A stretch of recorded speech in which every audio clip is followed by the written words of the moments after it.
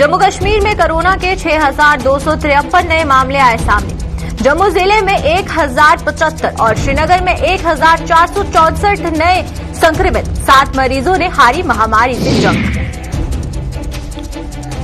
पंचतत्व में विलीन हुए शेरेपुंछ यशपाल शर्मा और वहीं पर पूर्व एमएलसी को हजारों लोगों ने दी नम आंखों से अंतिम विदाई।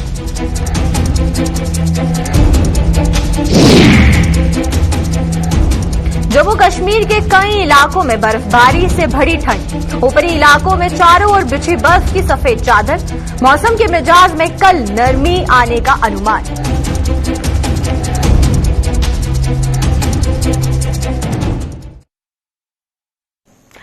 नमस्कार, जम्मू कश्मीर की खास खबरों में आप सबका स्वागत है। मैं हूं आपके साथ पल्लवी जम्वाल। तो चलिए शुरुआत करते हैं जम्मू कश्मीर की खास खबरों की।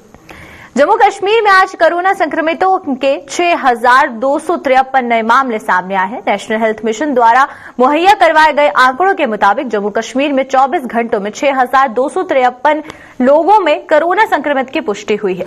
वहीं पर इसके अलावा जम्मू जिले में 1,075 और श्रीनगर जिले में 1,464 लोग कोरोना से पीड़ित पाए गए हैं।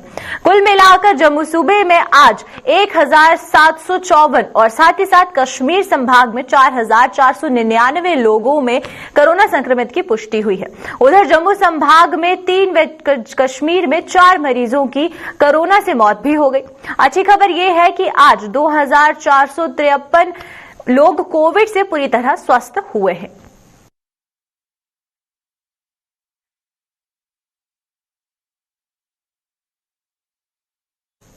पूर्व एमएलसी यशपाल शर्मा आज पंचतत्व में विलीन हो गए। पुंछ में आज उनके परिजनों व रिश्तेदारों सहित अन्य लोगों ने नम आंखों से अंतिम विदाई दी। पीडीपी के वरिष्ठ नेता व पूर्व एमएलसी यशपाल शर्मा का आज तड़के 3 बजे के करीब दिल का दौरा पड़ने से निधन हो गया था और इसकी सूचना मिलते ही पूरे इलाके में शोक की लहर दौड़ गई। दिवंगत नेता को शेरे पुंछ के नाम से जाना जाता था और पुंछ में 1978 में हुए ऐतिहासिक आंदोलन में उनके द्वारा किए गए प्रतिनिधित्व में लोग आज तक नहीं भूल पाए हैं। यशपाल शर्मा जनता दल और साथ ही साथ कांग्रेस में रहे और जब मुफ्ती मोहम्मद सैयद ने पीडीपी का गठन किया तो उस समय वे पीडीपी में शामिल हो गए थे।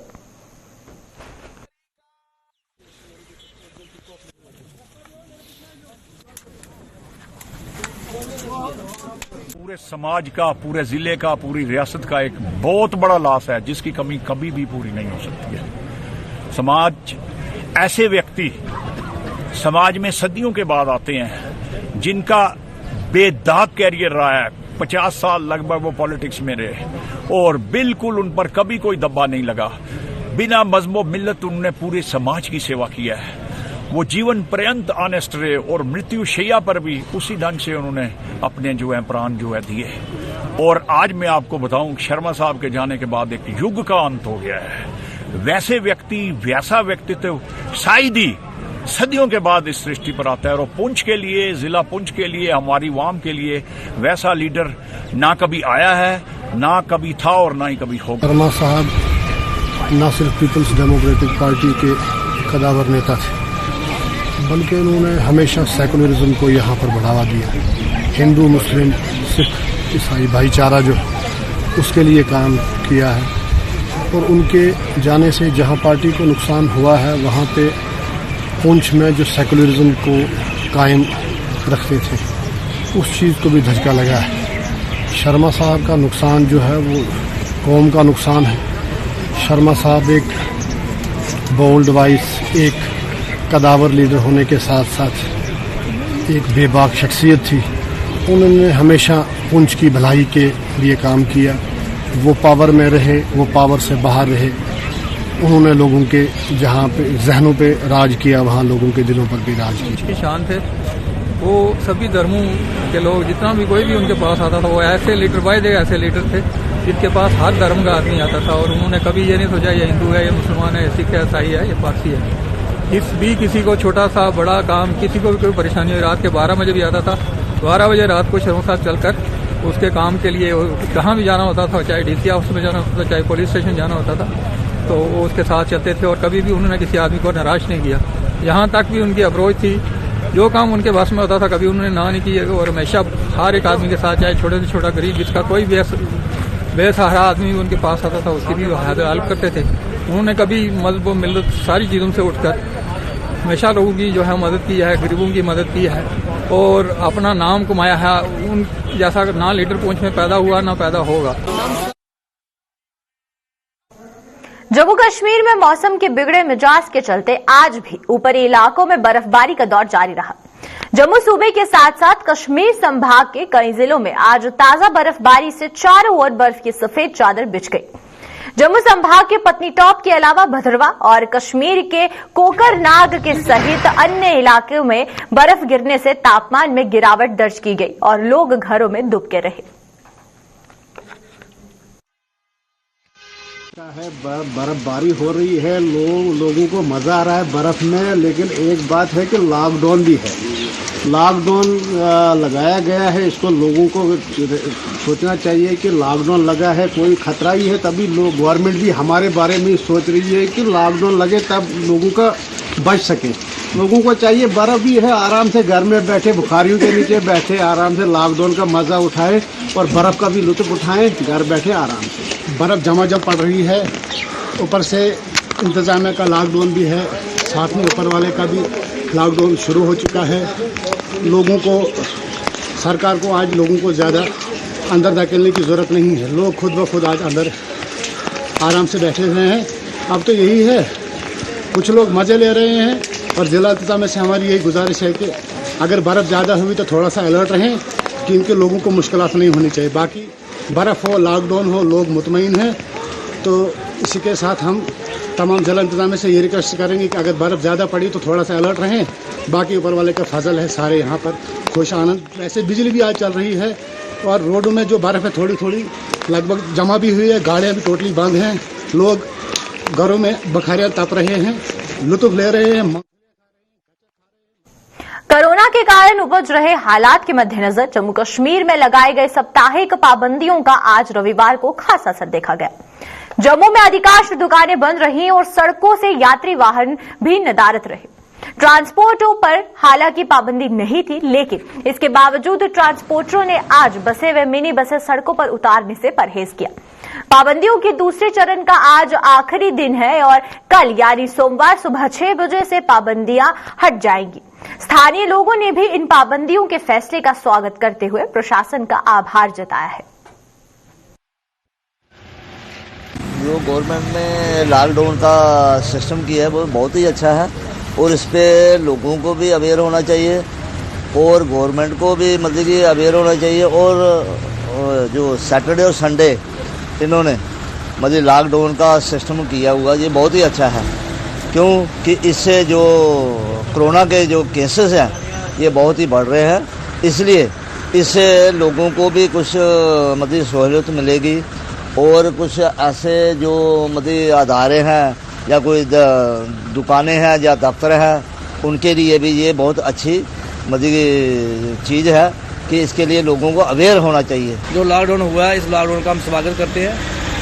तो हम ये जनता से भी अपील करना चाहते हैं कि लॉकडाउन का आप पूरे तरीके से पालन करें। जिस तरीके से जम्मू शहर के अंदर जो कोरोना के केसेस हैं जिस तरीके से वो बढ़ते जा रहे हैं, तो मैं आपके चैनल के माध्यम से सभी से यही कहना चाहता हूं कि लॉकडाउन का पूरे तरीके से पालन करें ताकि ये जो महामारी द्वारा जो फैल रही है इसको हम ख़त्म कर सकें। और सरकार से मैं ये भी कहना चाहता हूं कि जो गरीब मजदूर जो मजबूर लोग हैं उनका भी ध्यान रखा जाए। जब लॉकडाउन होता है तो लॉकडाउन से कई लोगों की जो जीविका होती है, जो रोजी रोटी होती है, उसके ऊपर भी असर पड़ता है, उनका भी ध्यान रखें। और हम सबको प्रशासन का पूरा सहयोग करना चाहिए और इस महामारी के खिलाफ हमें मिलजुल के लड़ना चाहिए ताकि हम इस महामारी का अंत कर सकें।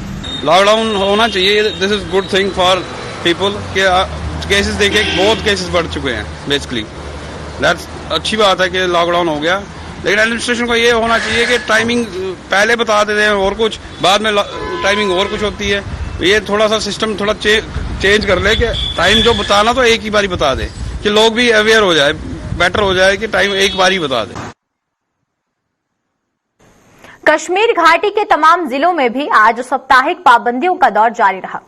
बात करें अगर श्रीनगर की, तो वहां तमाम बाजार बंद रहे और जरूरी सेवाओं से जुड़ी दुकानें ही खुली रहीं। ट्रांसपोर्ट पर पाबंदी न होने के बावजूद सड़कों पर इक्का दुक्का वाहन ही दौड़ते नजर आए। जम्मू कश्मीर के बाकी अजला के साथ साथ श्रीनगर भी आज तीसरे रोज बंद है, जहां कारोबारी इदारे आज भी बंद हैं। दुकानों की बात करें या ट्रांसपोर्ट की बात करें तो सड़कों से गायब हैं। वहीं लोग भी एहतियाती तौर पर अपने अपने घरों में महदूद हैं। जिस तरह से हम सब जानते हैं कि कल फिर से एक बार जो है लॉकडाउन खोला जाएगा और फिर से मामूलाती जिंदगी जो है वो बहाल होगी। लेकिन इस बीच जो लोगों का और जो एडमिनिस्ट्रेशन की जो जिम्मेदारी बनती है वो ये है कि अपनी अपनी तरीके से अपनी अपनी जगह पर एहतियात बरता जाए। जहां हम इंतजामिया की तरफ से जो एहलकार हैं उनको जगह जगह पर देखते हैं तैनात, और लोगों से इस्तदा करते नजर आते हैं कि कोविड-19 के जो अप्रोप्रिएट बिहेवियर है उसको निफाज में लाया जाए। वहीं लोगों की भी ये जिम्मेदारी बनती है कि वो कोविड मुखालिफ जो प्रोटोकॉल्स दिए गए हैं, गाइडलाइंस दिए गए हैं, उनका सख्ती से निफाज अमल में लाए, ताकि जो केसेस में लगातार इजाफा हो रहा है उसे रोका जा सके और एक बार फिर से नॉर्मल जिंदगी जो है वो बहाल हो सके। इस तरह से हम सब जानते हैं कि तीसरी लहर के लिए प्रिडिक्ट किया गया है, और अगर खुदा न खास्ता केसेस में इसी तरह लगातार इजाफा होता रहा तो शायद परमानेंट लॉकडाउन लग सकता है। खान मुदस्सिर के साथ साहिल इकबाल, श्रीनगर। बारिश की वजह से जम्मू श्रीनगर हाईवे पर यातायात अक्सर बाधित रहने से जम्मू में कश्मीर घाटी रवाना होने वाले कई लोग फंस गए हैं। इन लोगों के लिए जहां पर मौसम खलनायक की भूमिका निभा रहा है, वहीं पर साप्ताहिक पाबंदियों से भी ये लोग परेशान हो रहे हैं। खास तौर पर टैक्सी चलाकर अपना और अपने परिवारों का पेट भरने वाले लोगों के लिए आगे कुआं और पीछे खाई जैसे हालात पैदा हो रहे हैं। माना जा रहा है कि मौसम में सुधार होने पर ही इन लोगों को जम्मू से घाटी की ओर रवाना होने की इजाजत दी जाएगी।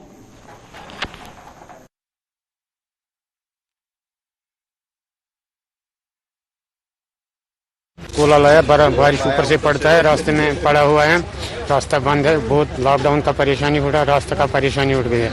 देखो हमने ये कोला से इधर से 40-45 रुपये में 1 किलो में, ये हम इधर लगाएंगे, थोड़ा जलाएंगे, गर्मी हो जाएगा। लोग बहुत परेशान, छोटा छोटा बच्चा है इधर, ये भी परेशान है, हम भी परेशान। थोड़ा हमारे कष्ट है, रास्ता का होना चाहिए और हमें मुश्किलात हल होना चाहिए। लॉकडाउन से कितनी परेशानी? बहुत परेशानी है, आज कितने साल हो गया, लोगों के पास खाने के लिए पैसा नहीं है, बहुत मुश्किलात होता है सर, क्या करूँगा, मुसीबत में फंस गया। अब आज लॉकडाउन है तो बहुत लोग फंसे हैं यहाँ। हमने समावार निकाला, थोड़ा चाय शाय पिलाया इनको, तो गाड़ी सारी बंद है, रास्ता बंद है, बहुत दिन 2 दिन से परेशान है लोग, इसी वजह से इनको चाय शाय पिलाया। यही आप तो इंशाल्लाह चाय लेकर आता है, बस इंशाल्लाह रास्ता मत खुल जाएगा तो निकलेंगे।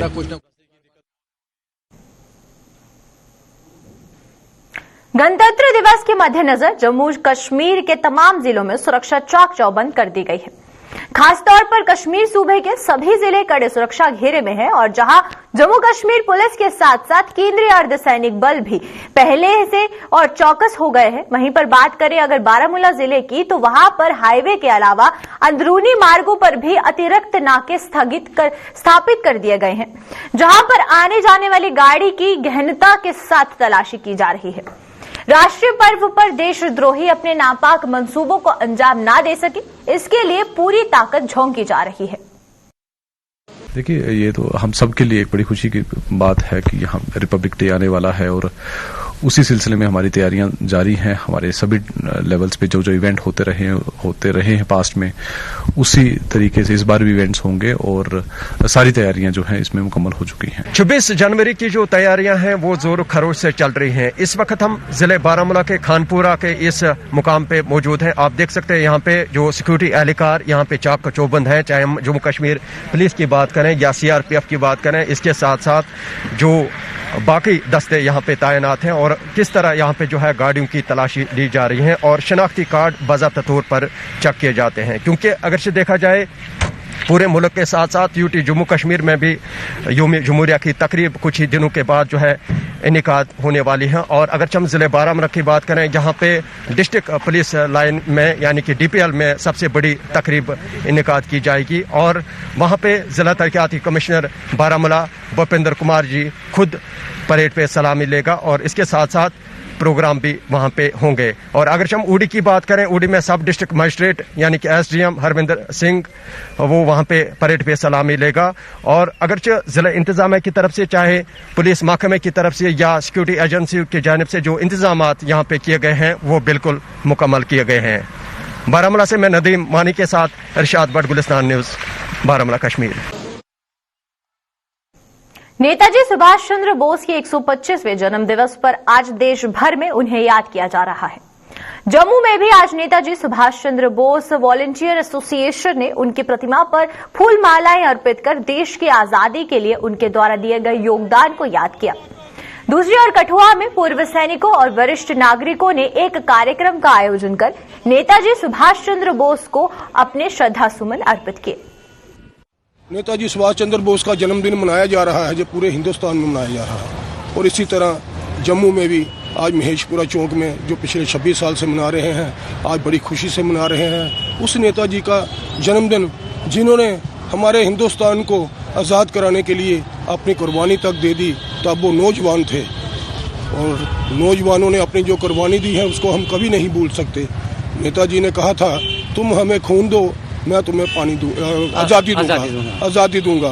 तो वो आज़ादी जो है आज हम सब मिलकर उसी का नाम लेकर नेताजी का जन्मदिन मना रहे हैं, क्योंकि जो लोग इस देश से चले गए हैं, कम से कम हमारा एक फर्ज बनता है, आने वाले नौजवानों का फर्ज बनता है कि हम इस दिन को खुशी से मनाएं और आगे आने वाली अपनी जो पीढ़ी है उसको हम बताएं कि ये नेताजी के बारे में।